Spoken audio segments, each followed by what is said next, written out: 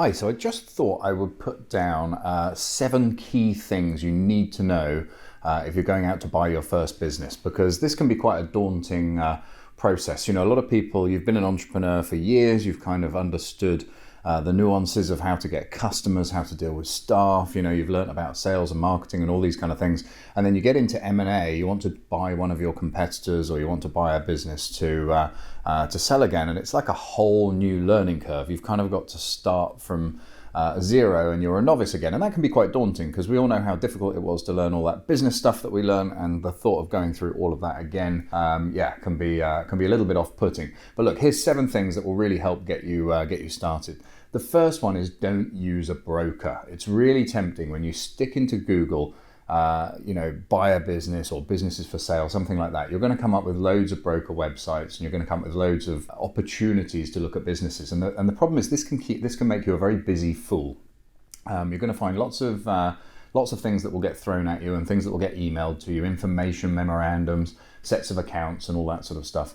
But it's notoriously difficult to get a deal done via a broker. They put lots of obstacles in the way of buying. They manipulate the numbers that they're sending over. So a business that looks great on paper, actually when you start to dig in a little bit, has lots and lots of problems and isn't as good as they say it is. They're massively overvalued. You have horrible expectations that have been set with the vendors, and all of these things combined just mean that you can spend an awful lot of time messing around with these conversations without actually getting the progress or getting any closer to getting a deal done. So that's the key thing. Number one, look for businesses that aren't for sale. Go direct to the owners. You know, when you're dealing with owner-managed businesses, you need to speak to the owner. The second thing is don't commit capital or borrow lots of money when you do your first deal. It's really important that you don't do a leverage buyout on your first transaction where you just borrow tons of money and give it to the owner to leave. I've often described this as taking your forward cash flow and giving it to your star employee so they can quit. This can be quite a toxic mix, and you can end up doing the job of 2 people for the salary of half a person, and really just taking on a whole bunch of headaches. You're working for the bank pretty much as soon as the transaction is done, and obviously putting cash in up front as well is quite a big risk.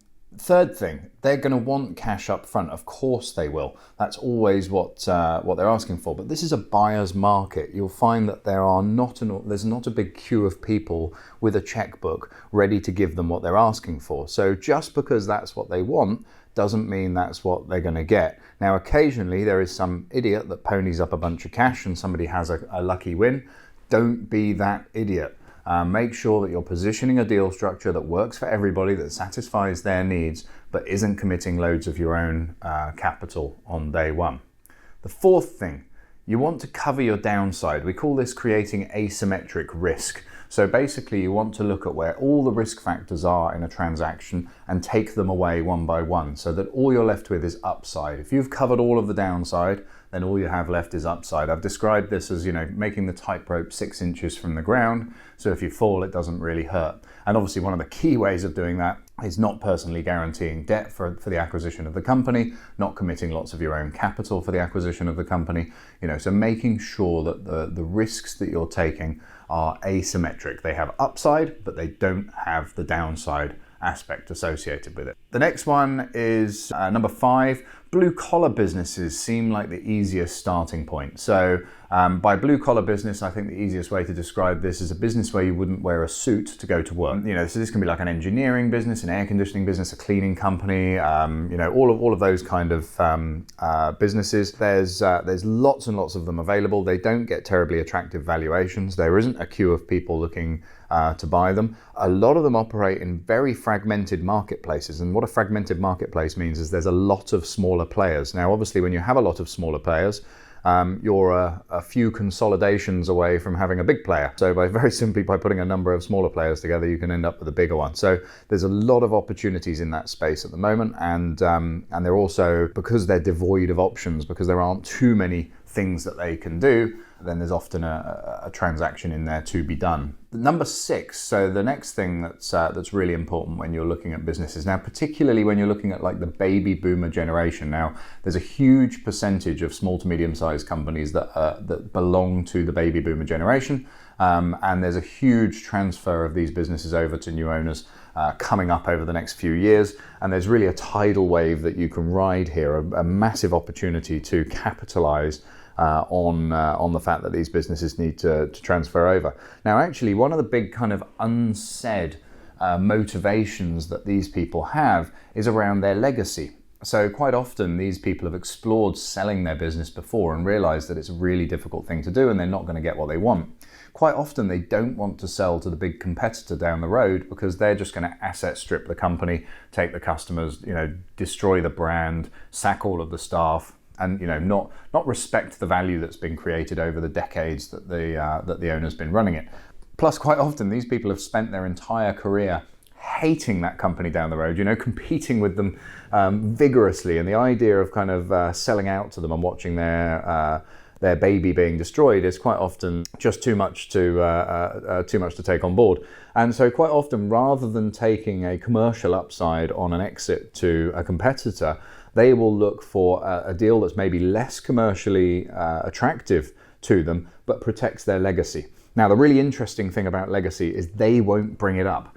So you never go to a meeting and they say, oh, what I'd really like is my name to stay on this building and the brand that I've created to be there. It sounds very egotistical, so they never kind of discuss this. So legacy is something you have to bring up. If you can spot, little things like the building that they're in, the name on the side of the building, the brand, some key staff members, if you can talk about how you're the safe pair of hands that's going to protect all of those things going forwards, that these are going to exist for years to come after you've got involved, that can be a really powerful motivation. So never underestimate the power of the non-financial motivations in a transaction, and always look for where legacy could be brought up in the conversation and used as part of your presentation. And then the final one, number 7, for how you go out and buy your first business. You need to start before you're ready.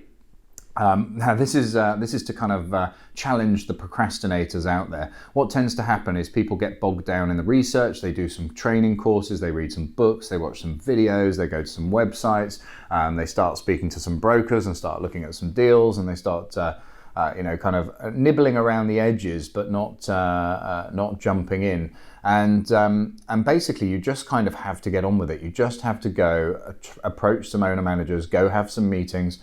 Just focus on having a chat and building some rapport and getting used to talking to them, and try and find out what those motivations are and where the opportunities are for you to get a deal done with them. And you really just have to get on and do that, because what tends to happen is that people believe that there's just that extra bit of information that they need, that extra bit of knowledge that they need to take on board before they go and take some action. And if you keep doing that, then unfortunately you're never going to end up taking the action. So start before you're ready would be number 7.